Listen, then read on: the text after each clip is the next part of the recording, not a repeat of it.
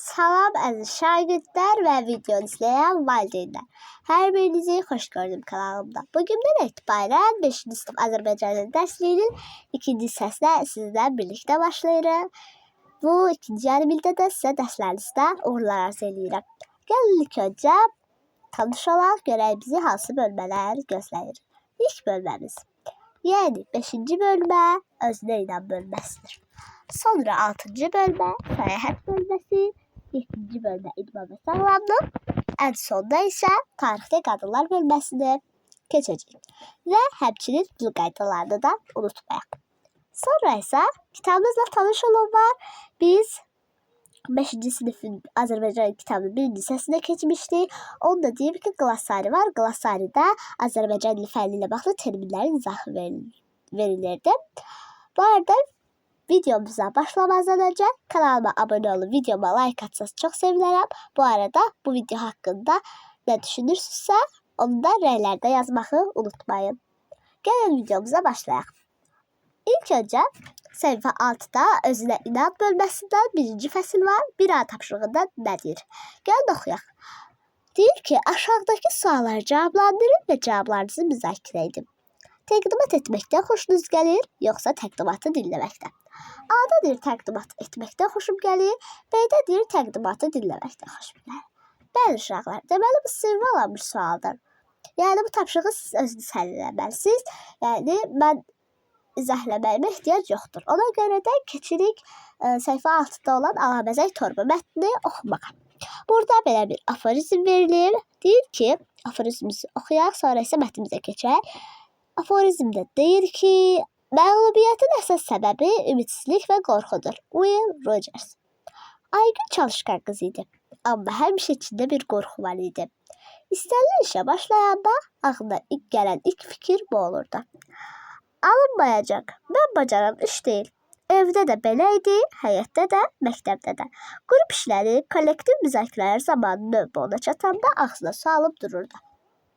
Ondan söz qoparmaq müşkül məsələ idi. Çünki daim beynində bir fikir dolaşırdı. Birdən səhv deyərəm, mənə gülərlər. Artıq 5-ci sinifdə oxuyurdu. Amma bu müthiş xof onu tərk etmirdi. Bir gün axşam dərslərini hazırlayırdı. Müəllim yaşadıkları şəhərdəki tarixi abidələr haqqında məruzə hazırlamağı tapşırmışdı. Aygün internetdən tapdığı məlumatları dəftərində qeyd edə düşünürdü. Nə faydası? Mənə mərzəçi olar, dilim topu quracaq. Uşaqlar gülüşəcəklər. Birdən arxadan kimsə onun çiyninə qoydu. Əlini onun çiyninə qoydu. Deyəsən mərzə hazırlayırsan deyə ata dəftərdəki qeydlərə baxdı. Maraqlıdır. Yəqin ki, hamının xoşuna gələcək. Doğrudan, amma kəş mərzəni mən hazırlayardım. Çıxışı isə başqa səydəydi. Niyə belə düşünürsən? Nə bilim ata, özüm də bacara bilmirəm. Ata otaqdan çıxdı. Çox keçmədən əlində Alabəzək torba geri qayıtdı. Gəl səninlə bir oyun oynayaq qızım, dedi. Bu torbanın içində 8 dillə kiçik şar var. 4'ü qırmızı, 4'ü mavi. Torbaya baxmadan əlini salıb 4 şar çıxar. Əgər 4'ü də qırmızı olsa, sabah dərs başlayan kimi müəllimdən sənə söz verməsini xahiş edərsən. Oyunun şərti Aygünə maraqlı gəldi. Gülərək dedi. Ay ata, eyni rəngli 4 şarın çıxmaq ehtimalı çox azdır ha. Razıyam, amma hər şey mümkündür. Aygün çəkinə-çəkinə əlini torbaya salıb bir şar çıxardı. Şar qırmızı rəngdə idi. Sonra daha 2 şar çıxardı və təəccübləndi. Təəccübdən gözləri böyüdü. Onlar da qırmızı rəngdə idi. Ola bilməz, Aygün həyəcanla dinləndi. Torbada 5 şar qalır. İndi gəl bunların içindən qırmızı şarı tap, çıxar. Aygün inamsız halda bir daha cəhd etdi və yenə də qırmızı şar çıxardı. O yerindəcə donub qalmışdı. Birdən sifəti dəyişdi. Şübhə ilə dolu nəzərlərlə bir atasına, bir də torbaya baxdı.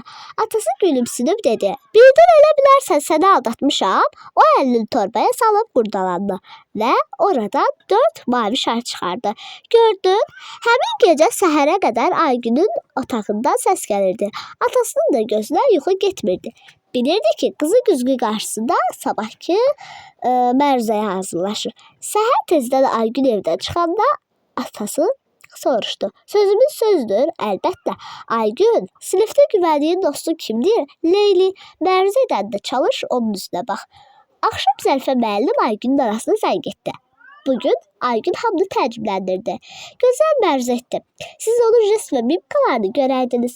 Hələ auditoriya ilə qurduğu göz təmasını demirəm. Sanki beynəlxalq konferansda çıxış edirdi. Çox sevindim. Nəhayət ki, Aygün natamamlıq kompleksinə qalib gəldi. 14 il sonra hamı dağılışdı. Aygün anasının boynunu qucaqladı. Ağarmış saçlarını sığalladı. Atamın yeri həmişə görünəcək. Özünə ələ alana həyatdır, nə demək olar, nə etmək olar. İstəyirsən alboma baxaq, ikilikdə onu yad edək. Yaxşı olar, atanın dolabındadır albom. Aygün dolabdan albomu götürəndə gözü alabəzək torbaya sataşdı. Torba ona tanış gəldi. Ana, bu nə torbadır belə? Çox tanış gəlir. Hə, yadına düşmədi. Bilsəydin bu torba sənin həyatını necə dəyişdirib, onu unutmazsın. Aygün uşaqlıq xatirələrini beynini canlandırmağa çalışdı. Dayan, nəysə yadıma düşür.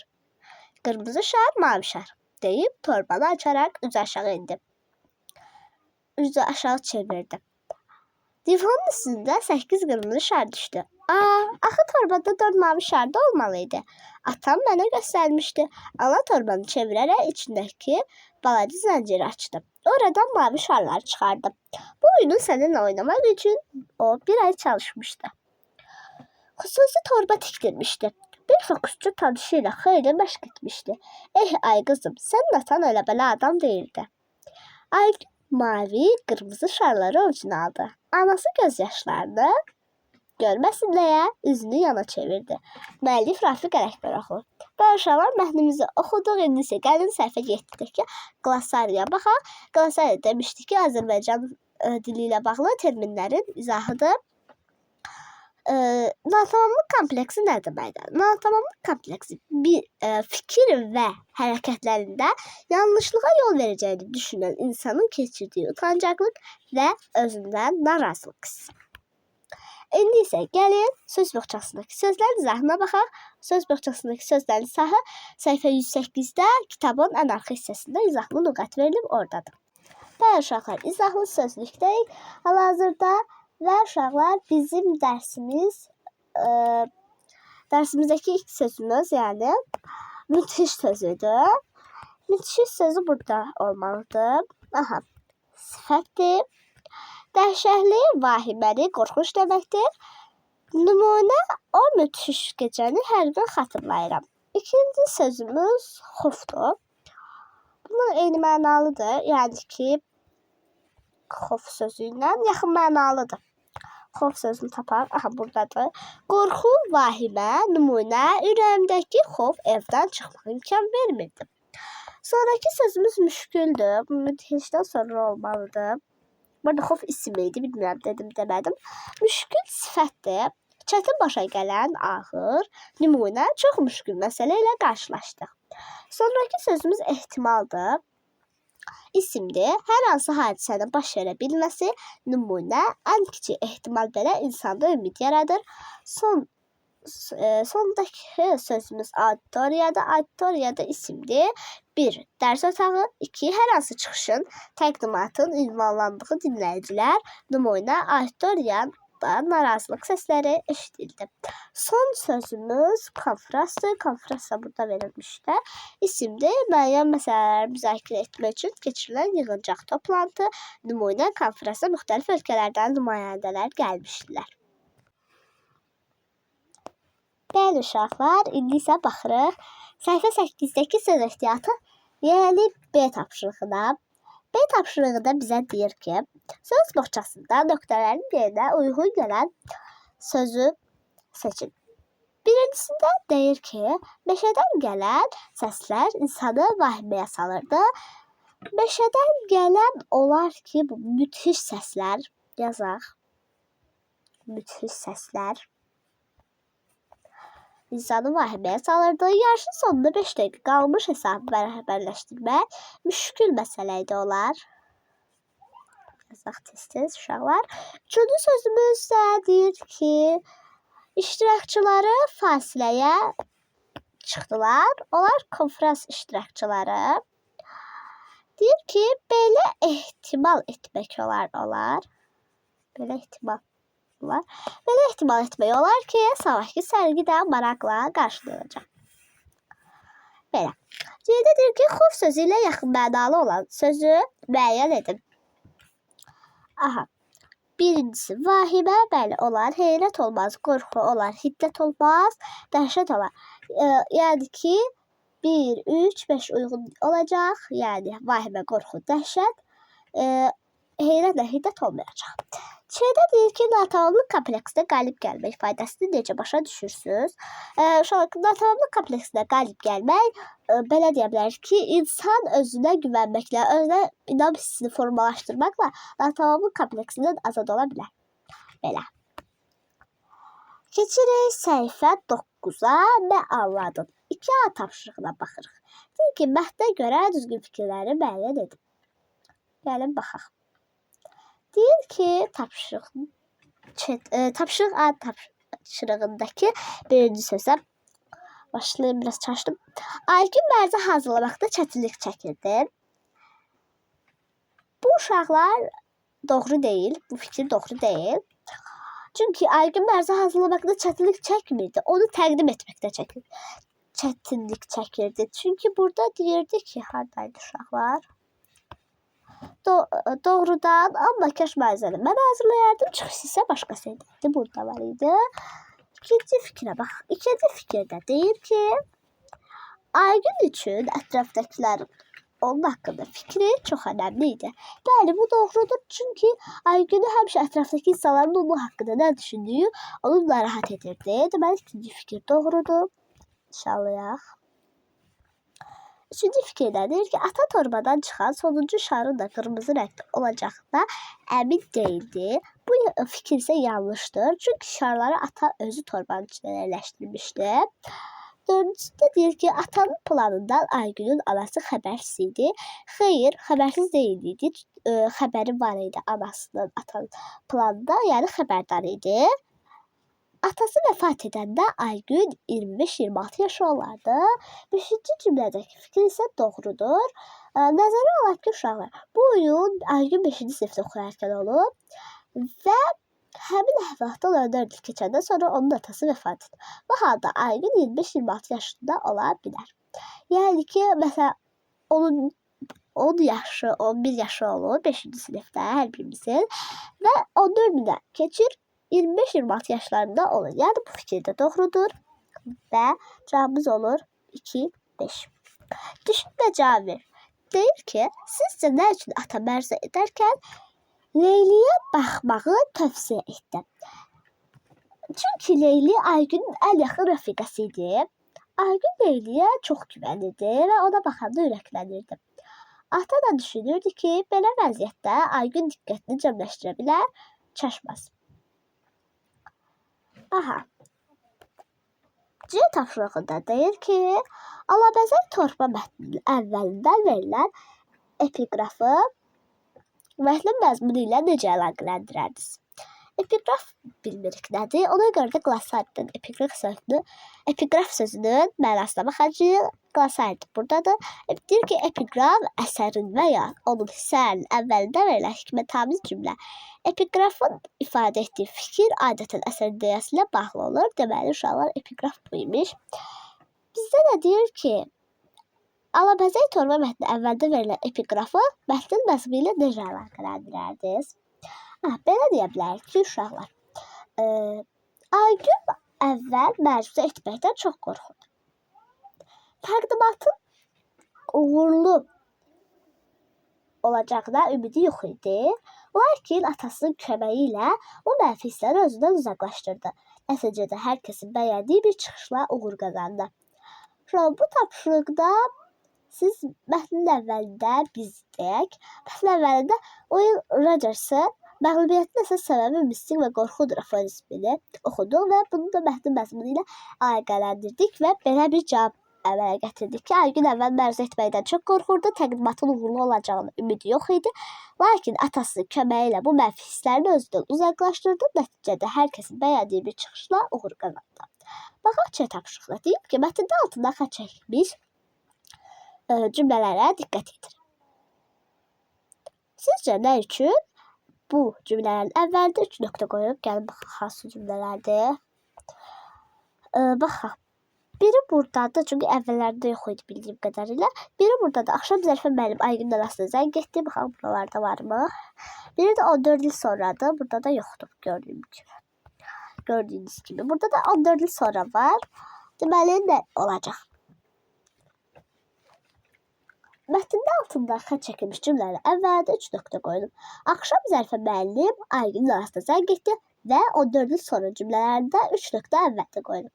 Bu işarə hadisənin müəyyən zaman keçdikdən sonra baş verdiyini bildirir. Yəni ki, müəyyən zaman baş verib, yəni ki, gedib Aygün öz məruzəsini təqdim edib, məruzə verib, sonra axşam olub, artıq da hadisələr baş verib, axşam olub və yəni ki, müəyyən qədər hadisə keçib, sonra isə başlayıb yəni hekayənin davamında, yəni mətnin davamı. Amma digər cümlələrin sonunda qoyulan 3 nöqtə isə cümlənin sonunda qoyulurdu aralarında. Bu isə nöqtə, 3 nöqtə fikrin hələ davam etdiyini bildirir. Yəni fikirlər tam bitmir. Belə. Qeyd bil ki, Aygünün yarımbaşlıqları əlavə etməklə alabəzək torba mətni genişləndirir. Aygünün təqdimatı, Aygünün həyatda uğurları.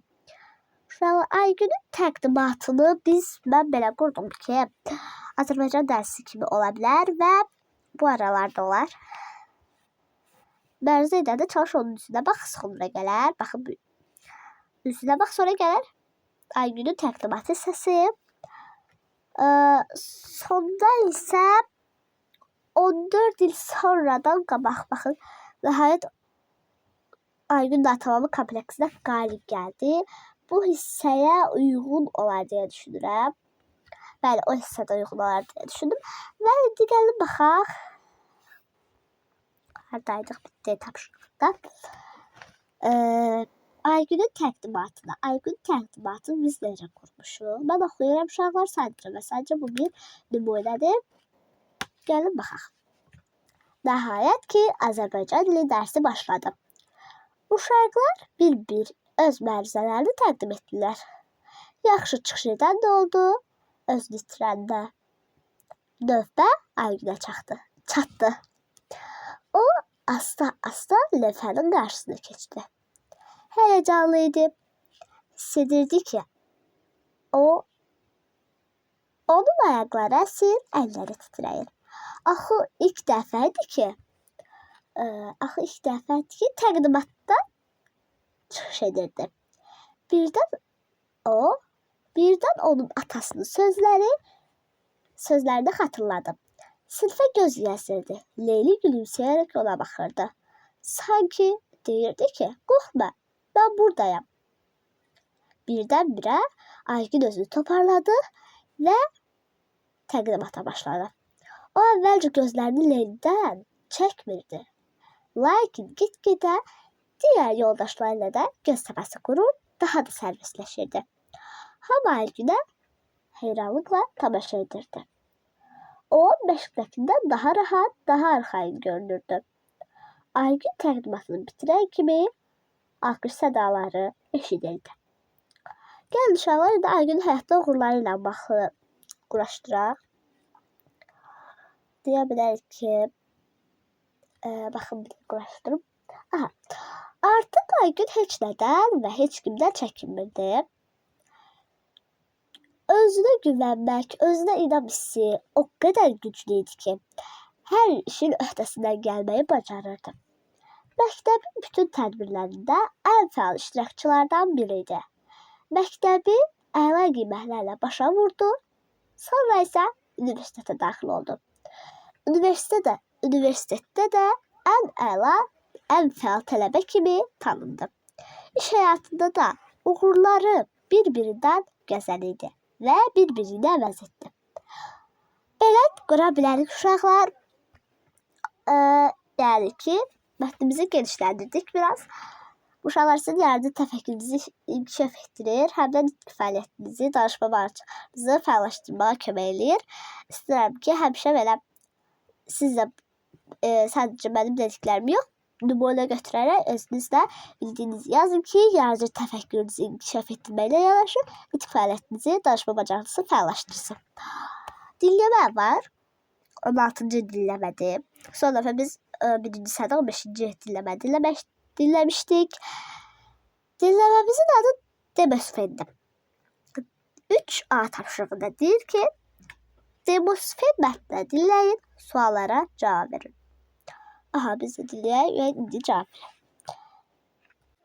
Bəli uşaqlar, hal-hazırda Demosfen mətnimizi dinləyəcəyik. Gəlin dinləyək.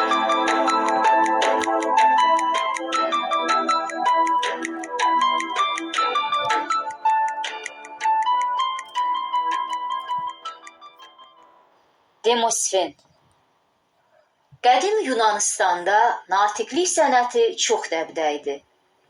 Dərin biliklərə və gözəl danışma bacarığına malik olan natiqlər meydanlarda cəmaatın qarşısında saatlarla çıxış edir, onların rəğbətini qazanırdılar. Belə məşhur natiqlərdən biri də Demosfen olmuşdu. Arıq, cılız və fiziki cəhətdən zəif olan Demosfen uşaqlıqdan r səsini tələffüz edə bilmirdi. Tez-tez kəkələdiyinə görə onun dediklərini anlamaq çətin olurdu. Demosfen danışarkən çox həyəcanlanır, tez-tez çiynini atır, şax dayana bilmirdi. Bütün bu qüsurlara baxmayaraq, gənc Demosfen natiqlik sənəti ilə məşğul olmağa qərar verir. O, gözəl və mənalı bir mətn hazırlayır. Nitq söyləmək üçün kütlə qarşısına çıxır.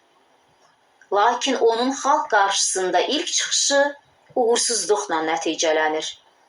Cəmaatın səs-küyü, gülüşü onun zəif səsini batırır.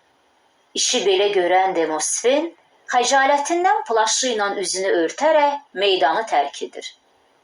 Hər bir işini təhlil etməyi bacaran Demosfen anlayır ki, kütləni ələ almaq üçün yalnız mətnin maraqlı olması azdır. Yaxşı natiq, intonasiya ilə danışmağı, səs tonunu tənzimləməyi, jest və mimikadan yerli-yerində istifadə etməyi bacarmalıdır. Demosfen qüsurlarını aradan qaldırmaq üçün fəaliyyətə başlayır. O, diksiyasını düzəltmək üçün hər gün dəniz sahilinə gedir. Ağzına xırda daşlar dolduraraq yüksək səslə danışmağa çalışır. Nəhayət buna nail olur. Artıq Demosfen elə ucadan danışırdı ki, dənizin güclü dalğalarının səsi onun səsini batıra bilmirdi. İradəli gənc çiynini atmağı tərk etmək üçün tavandan bir qılınc asmışdı. Danışanda qılıncın altında dayanırdı. Çiynini atanda qılınc onu yaralayırdı. Beləcə o bu vərdişini də tərk edir. Nəhayət gənc natiq öz bədənini və səsini mükəmməl şəkildə idarə etməyi öyrənir. Xalq artıq Demosfenin çıxışlarını böyük coşqu ilə qarşılayırdı. Beləliklə, Demosfen nəinki Yunanistanda, hətta bütün dünyada ən mahir natiq kimi yaddaşlara həkk olundu.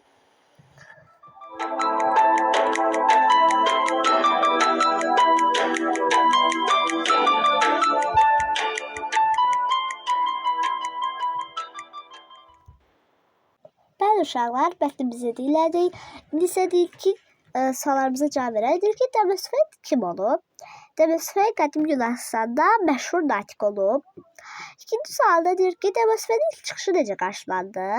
Uğursuzluqla nəticələndi və cəmaatın səs-küyü, gülüşü onun zəif səsini batırırdı.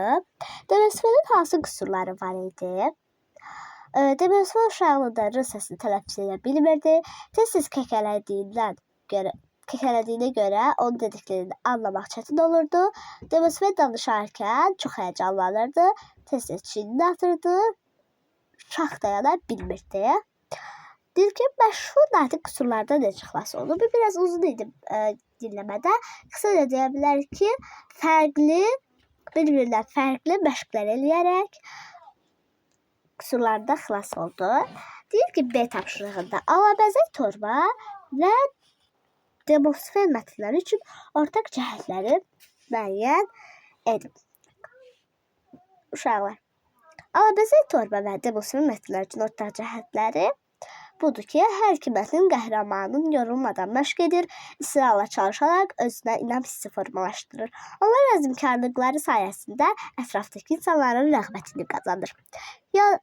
Yazı var, yəni C tapşırığı. Deyir ki, plan tərtib etməli demosfen mətnin qısa məzmunu yazın. Uşaqlar, mən sadəcə mətnin qısa məzmununu siz özünüz yazarsınız. Mən sadəcə planı tərtib edəcəm.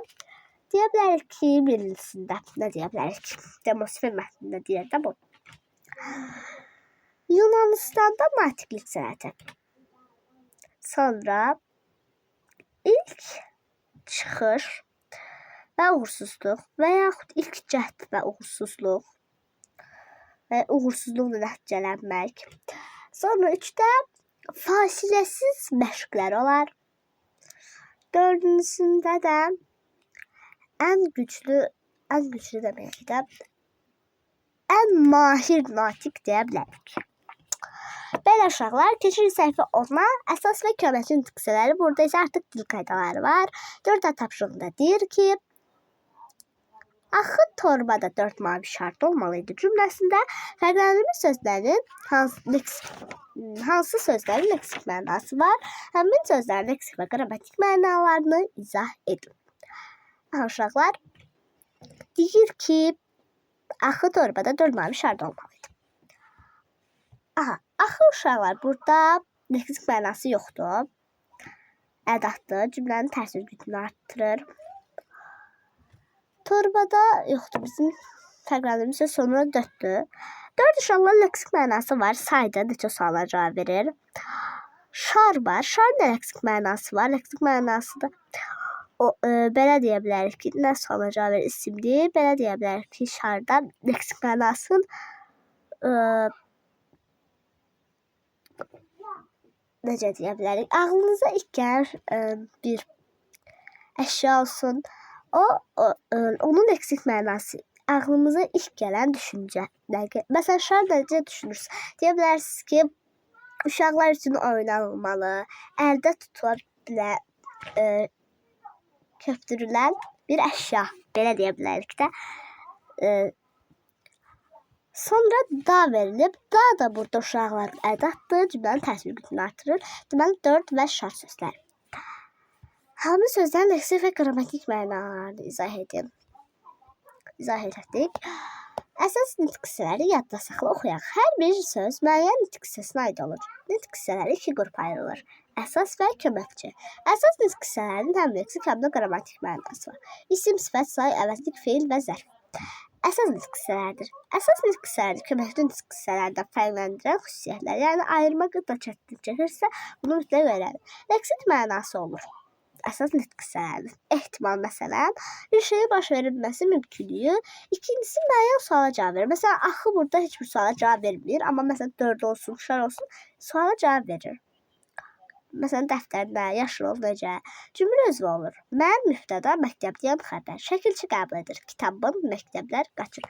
Axınlar, axın.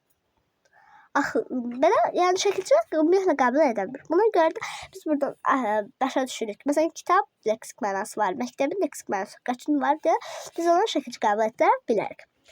B tapşırığına baxaq. Deyir ki, nöqtələrin yerindən müvafiq suala cavab verən söz yazmaqla cümlələri tamamlayın. Həmin sözün hansı nitq hissəsinə aid olduğunu müəyyən edin.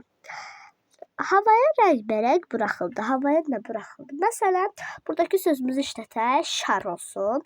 Havaya rəng-bərəng şar buraxıldı. İkinci sözümüzə baxaq.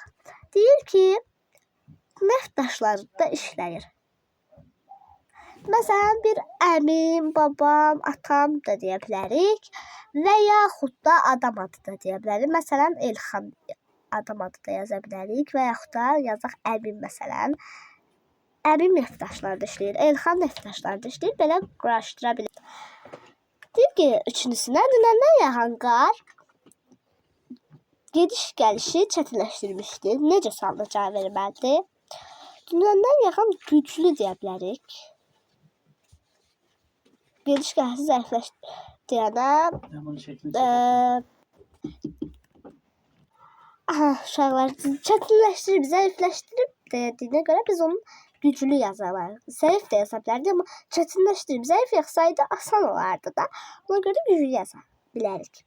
İlk uşaqlar tədbirə tamaşa etmək üçün haraya daxil oldular? Tamaşadır deyənə biz zala daxil oldular. Haraya? Zala yazarıq. Son sözümüz isə yazarım ki, yeni filmi hamımız bu biraz çox söz yaza bilərik də. İzlədik, bəyəndik, xoşladıq, sevmədik. Yəni belə ola bilər. Məsələn biz izlədik yazaq. İzlədik, nə etdik? C-yə baxaq. Deyir ki, sözləri aid olduğu qrammatik məna ilə uyğunlaşdırın. Şipşirin. Buna B variantı uyğundur. Çoxaltma dərəcəsində sifətdir. Şirin məsələn sözün köküdür. Şip də artırılıb uşaqlar. Yəni şirin də bizdə sözün kökü şip də artırılıb. Yəni çoxaltma dərəcəsindəki bir şəkilçi kimi deyə bilərik də. Çoxaltma dərəcəsində işlənilib. Buna görə də şipşirin olub da. Yəni çox şirin. Çox mənasında da çoxaltma dərəcəsində. Biz bu D-dir. Yoxsa neçənci var ya? Baxın. Ç deyə D yoxdur burada. Ç-dir, şəxs əvəzliyidir. Birinci şəxsin cəmindədir və ismi əvəzidir. Maraqla. Bu isə hərəkətin tərzini bildirir. Yəni zərfdir. A variantı uyğundur. Çiçəyə də C-dir, konkret isimdir. Çəkə bilirik şəklini, toxuna bilirik, görə bilirik, belə. C-də qruplarda işləyir. Deyir ki, verilmiş cümlələrdə altından xətt çəkilmiş sözlərin leksik və qrammatik mənalarını müəyyən edin. Aha, baxaq birincisinə. Birinci qrupa. Meydanda çoxlu bayraqlar var idi. Çoxlu. Leksik mənası xeyli, az olmayan, qrammatik mənasında deyə bilərik ki, qeyri-müəyyən miqdar sayıdır, quruluşca düzəltmədir. Bayraqlar sözünə baxaq. Leksik mənası dövlətin və ya hər hansı bir varlığın rəmzini ifadə edən əşya. Qrammatik mənası isimdir, konkretdir, ümumidir, quruluşca sadədir, cəmdədir, ismin adlı halındadır və s. Şimdi biraz uzundur. Sonra cavan ağac böyümüşdü var. Cavan sözünün leksik mənası gənc, yaşlı olmayan deməkdir. Qrammatik mənası sifətdir, əlamət bildirir, quruluşca sadədir, adi dərəcədədir. Böyümüşdü isə deyə bilərik leksik mənası inkişaf etmişdi, yekəlmişdi, irləşmişdi. Qrammatik mənası da feildir, üçüncü şəxsin təkindədir, keçmiş zamandadır və s. İndi uşaqlar ikinci qrupa baxırıq. Uşaqlar deyir ki, uzaqdan həzin musiqi eşidirlər. Həzin yumuşaq, sakit leksik mənası idi. Qrammatik mənası da adi dərəcədədir, sifətdir, quruluşca sadədir. Musiqi leksik mənası səslərlə ifadə olan incə sənət növü. Qrammatik mənası isimdir, adlı haldadır, təkdədir, mücərrəddir. Sonra ikinci cümləmizə baxaq. 5 qız zalda tədbirə hazırlaşdı. 5 leksik mənası 4-dən sonra gələn ədəd. Qrammatik mənası sayıdır, quruluşca sadədir, miqdar sayıdır. Qız qadın cinsinə mənsub olan uşaq və yaxud da gənc qadın deyə bilərik. Sonra qrammatik mənası da adlı haldadır, təkdədir, isimdir, sadədir, konkretdir. Hazırlaşırdı. Bir işə hazır olmaya çalışmaqdır deyə bilərik leksik mənasını. Qrammatik mənası da feildir, düzəltmədir, quruluşca düzəltmədir, indiki zamandadır və üçüncü şəxsin təkindədir. Sonra üçüncü qrupda Arzu 5-ci sırada oturmuşdu. Arzu qız adıdır, leksik mənasını qız adı deyə bilərik. Qrammatik mənası da isimdir, təkdədir, konkretdir, adlı haldadır. 5-ci sırada 5-ci sözdə dursa, leksik mənası 5 rəqəminə uyğun ardıcılıqla gələn. Qrammatik mənası da sıra sayıdır, quruluşca düzəltmədir. Qızmar günəş ətrafı istidir. Qızmar çox isti deyə bilərik leksik mənasını. Qrammatik mənası da sifətdir, adi dərəcədədir. İstidirdi, istidirdi. Yəni leksik mənası islətmək mənasındadır. Qrammatik mənası da feildir, üçüncü şəxsin təkindədir, indiki zamandadır. Dördüncü qrupda Bakı qədim tarixi abidələrlə zəngindir. Bakı şəhər adıdır, leksik mənası. Qrammatik mənası isimdir, sadədir, konkretdir, xüsusi isimdir. Tarixi leksik mənası keçmişə aid. Qrammatik mənası sifətdir, adi dərəcədədir. Sonraki cümlədə, yəni axırıncı cümləmiz atam mənə 3 qələm aldı. 3 leksik mənası 2-dən sonra gələn ədəd. Nədir? Qrammatik mənası. Qrammatik mənası sadədir, yəni quruluşda sadədir, saydır, müəyyən miqdar saydır. 6 isə yəni götürdü mənasındadır. Feildir, qrammatik mənası da feildir. Üçüncü şəxsin təkindədir, keçmiş zamandadır, quruluşca saydadır. Deməli, 6 sözün leksik mənası oldu, götürdü. Qrammatik mənası isə feildir, üçüncü şəxsin təkindədir, keçmiş zamandadır və saydadır. Və uşaqlar keçirik səhifə 11-ə. Deyir ki, 5 adı. Ay ata, eyni rəngli 4 çarın çıxma ehtimalı azdır ha. Cümləsində hansı sözlərə sual vermək olmur? Deyir ki, ay ata, rəngli 4 çarın çıxma ehtimalı azdır ha. Cümləsində nə ola bilər? Baxın. Aha, burada baxın. Ay. Ay ata, yəni müraciət mənasındadır. Buna görə də yəni ay mənasında deyil də, göy cismi mənasında deyil. Ata eyni rəngli 4 şarın çıxma ehtimalı azdır. Bu sözlərin hər bir leksik mənası da var. Sual da vermək olur. Biri isimli, biri feilli, biri sifətli falan. Və ha sözüdür. Ay, biz hara getdik? Bir dəqiqə bağışlayın uşaqlar. Deməli uşaqlar, ay və ha sözlərinə sual vermək olmur. Yadda saxla köməkçi nüqsələri. Deyir ki, köməkçi nüqsələri bunlardır. Qoşma, bağlayıcı, ədəd, modal sözlər, nida. Bu nüqsələrdə yalnız qrammatik mənası olur. O cümlədə funksiyanı yerinə yetirir. Qoşma sözlərə qoşularaq müəyyən mənaçalar yaradır. Məsələn, biz evə kimi məsafə, yəni kimi məsafədir, piyada getdik.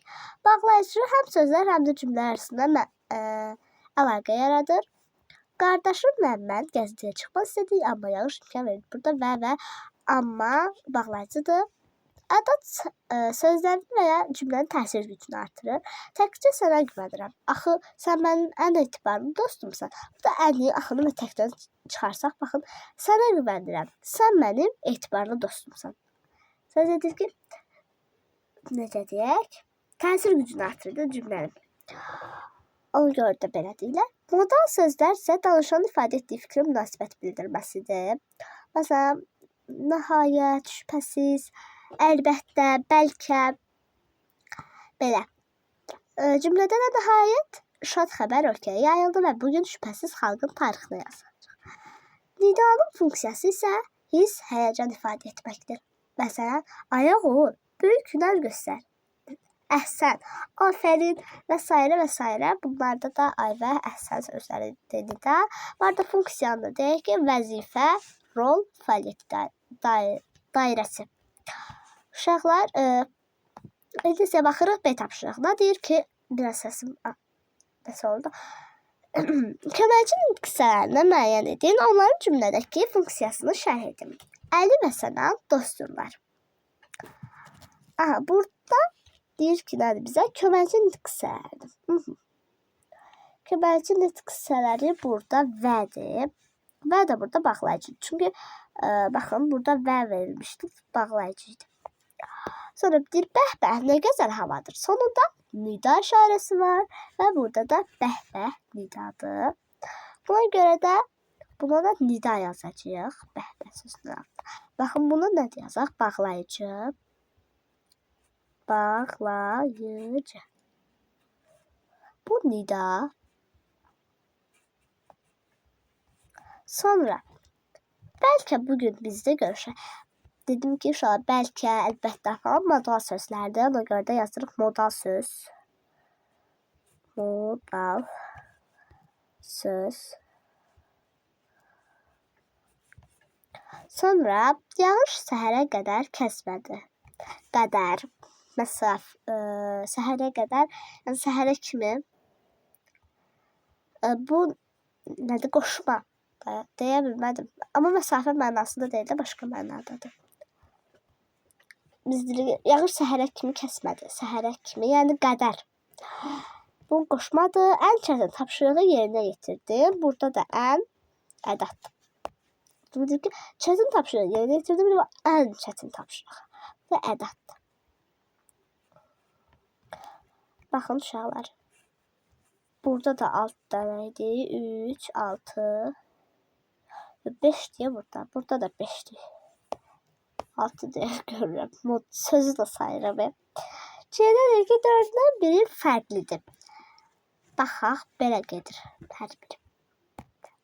Məktəb. Lakin oğlan əskər. Burada B variantı uyğundur. Səbəbini də soruşa bilərsiniz. Niyə görə? Çünki məktəbin leksik mənası var. Oğlanın leksik mənası var. Əskərin leksik mənası var. Yəni bunlar əsas hissəsinə uyğundur. Lakin isə köməkçi hissəsinə. Digərinə baxaq. Ancaq, qələm, otaq, arzu. Burada da ancaqdır, çünki qələmin də leksik mənası var. Otağın da, arzunun da, arzular, otaqlar, qələmlər, amma ancaqlar falan deyə bilmirik. Həyət, fikir, parça. Burada da uşaqlar, həyət nə olur? 2 olur.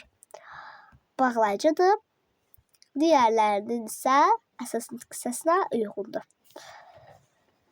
Nöqtələrin üzərinə uyğundur köməkçi hissəsi. Yazmaqla cümlələri tamamlayın. Həmin sözlərin cümlədəki vəzifəsini izah edin. Burada uşaqlar tapşırıqlarıyıqdır biz. Dedik ki, böyük sərvət sağlamlıqdır. Biz bura ədat olar, qoşarıq ədat.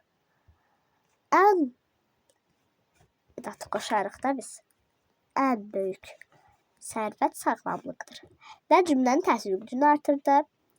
3 gündən kitab sərgisi başa çatdı. 3 gündən sonra deyə bilərik. Bu da mənaçalar yaradır. Yəni səbəbdir. Qoşma sonradır. Yazıram mən hər birini.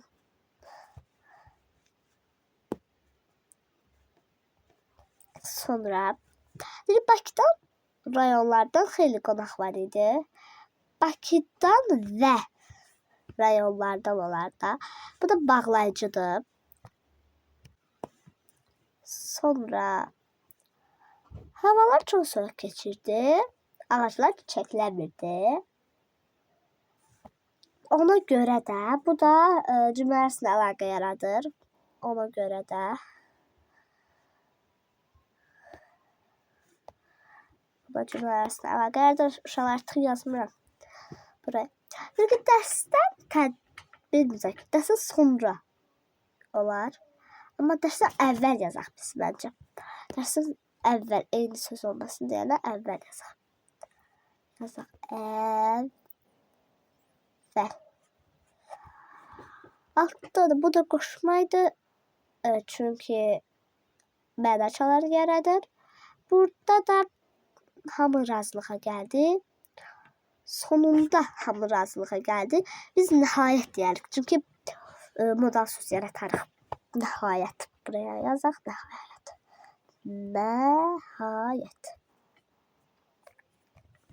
Bəli uşaqlar, ümid edirəm sizlər üçün faydalı oldu. Bu videonu bəyəndiysəniz kanalıma abunə olub videomu bəyənməyi unutmayın. Və videom haqqında nə düşünürsünüzsə, rəylərdə yazmağı unutmayın. Hələlik.